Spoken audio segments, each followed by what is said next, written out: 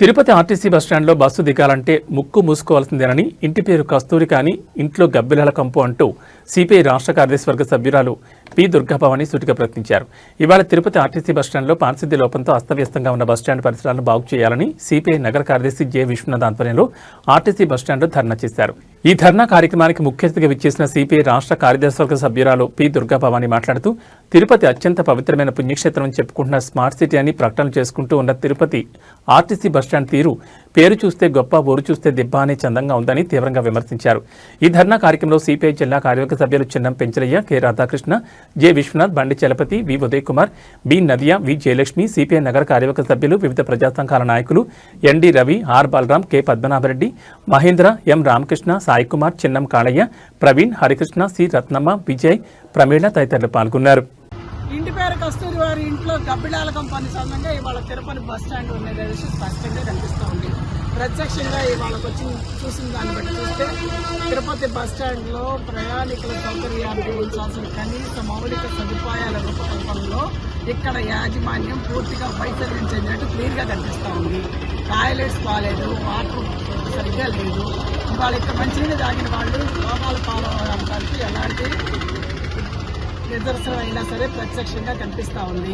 దాంతోపాటు టాయిలెట్స్లోకి వెళ్తే జబ్బు పాలై రావాల్సిందే తప్ప ఆరోగ్యంతో వస్తారనే ఆలోచన మాత్రం విరమించుకుంటే మంచిది. ఈ విషయం మీద భారత కమ్యూనిస్ట్ పార్టీగా ఈ రోజున తిరుపతి బస్ స్టాండ్లో అంత పరిసరాలు మొత్తం పూర్తిగా చూసిన మీదట ఆర్ఎం గారిని కలిసి ఇక్కడ జరుగుతున్న ఏవైతే మౌలిక సదుపాయాల రూపకల్పనలో ప్రభుత్వ వైఫల్యం ఉందో దాంతోపాటు ఇక్కడ నిర్లక్ష్యం, అధికార యంత్రాంగ నిర్లక్ష్యాన్ని కూడా ఆర్ఎం గారి దృష్టికి తీసుకెళ్ళడం జరిగింది. ఆర్ఎం గారికి భారత కమ్యూనిస్ట్ పార్టీగా కొంత టైం బాండ్ పెట్టి టైం బాండ్లోపు ఇక్కడ పరిసరాల పరిశుభ్రత చేయాలని చెప్పడం కూడా జరిగింది. అది కనుక చేయని పక్షంలో భారత కమ్యూనిస్ట్ పార్టీగా పెద్ద ఎత్తున ఆందోళన కూడా సమాయత్తమవుతామని చెప్పడం కూడా జరుగుతుంది. నిజంగానే మేము అడుగుతా ఉన్నాం భారత కమ్యూనిస్ట్ పార్టీగా ప్రభుత్వాన్ని. ఇవాళ రోజుకి 70,000 మంది ప్రయాణికులు అటు దైవాన్ని దర్శించుకోవడం కోసం కానీ, హాస్పిటల్లో కానీ, లేకపోతే ఇతర కారణాలు కానీ, వాణిజ్యపరంగా కానీ, కుటుంబ పరంగా కానీ ఇంతమంది ప్రయాణికులు ఈ బస్టాండ్కి వచ్చి ఈ బస్టాండ్ ద్వారా రాకపోకలు సాగిస్తున్న నేపథ్యంలో ఈ బస్టాండ్ పరిసరాలను పరిశుభ్రంగా ఉంచాల్సిన బాధ్యత గవర్నమెంట్కి లేదా మేము అడుగుతున్నాం.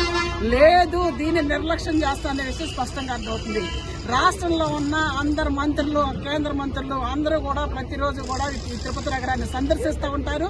తిరుపతిలో ఏం జరుగుతుందో వాళ్ళకి తెలియదంటే తెలిసినా కూడా నిర్లక్ష్యంగా వ్యవహరిస్తారనే విషయం స్పష్టంగా కనిపిస్తూ ఉంది.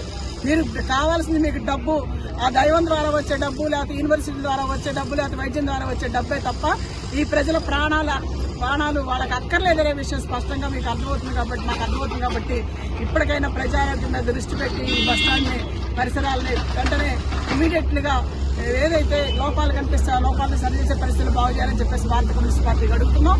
లేని పక్షంలో దీని పర్యవసానం ఇంకో రకంగా ఉంటుంది.